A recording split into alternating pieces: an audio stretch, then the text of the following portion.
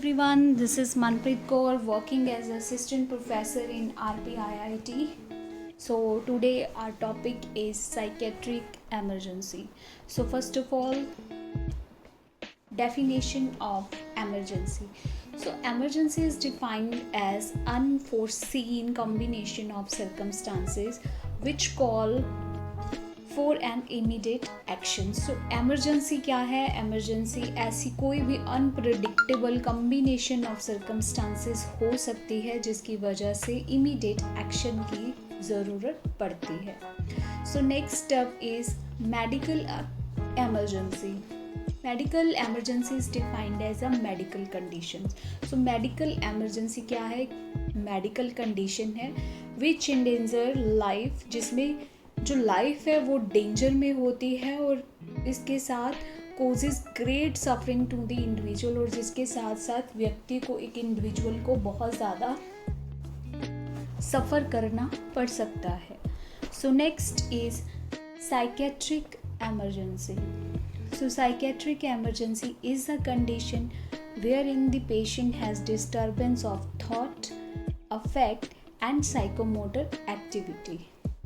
Psychiatric emergency एक ऐसी condition है जहाँ पर पेशेंट जो है उसके थॉट, उसका इफ़ेक्ट यानी कि उसका मूड एंड उसकी जो साइकोमोटर एक्टिविटीज़ हैं वो क्या हो जाती हैं, वो डिस्टर्ब हो जाती हैं, which lead to the threat to his existence और threat to the people in the environment.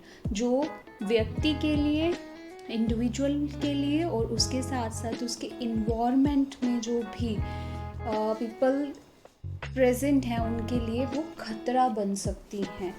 So next is the condition in which there is alteration in the behaviour, emotion और thought presenting in an acute form and it need of immediate attention and care.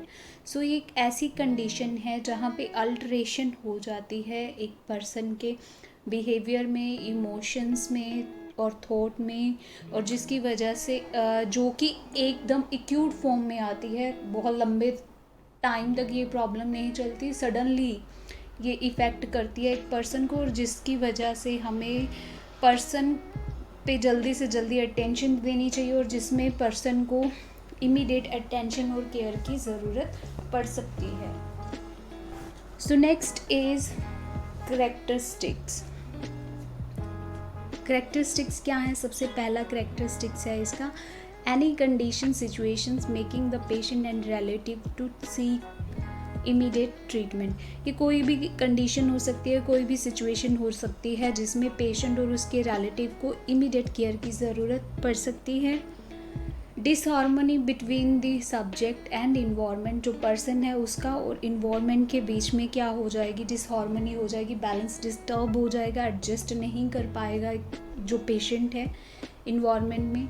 Sudden disorganisation in personality which effect the social occupational function. जो normal उसकी personality थी, person उससे बिल्कुल different हो जाएगा, disorganisation हो जाएगी उसकी पर्सनैलिटी में, और जिसकी वजह से उसकी सोशल ऑक्यूपेशनल फंक्शनिंग पे भी अफेक्ट पड़ेगा, उस पे भी चेंजेस आने शुरू हो जाएंगे. एक पर्सन जिसको जो बहुत पंचुअल था, टाइम से उठता था, रेडी होता था, अपना सारा वर्क डेली रूटीन में बहुत अच्छे से टाइमली करता था, लेकिन जब उसमें सडनली उसकी पर्सनालिटी में चेंजेस आएंगे, जिसको टाइम से सुबह अर्ली मॉर्निंग उठने की आदत थी, वो पर्सन लेज़ी हो जाएगा.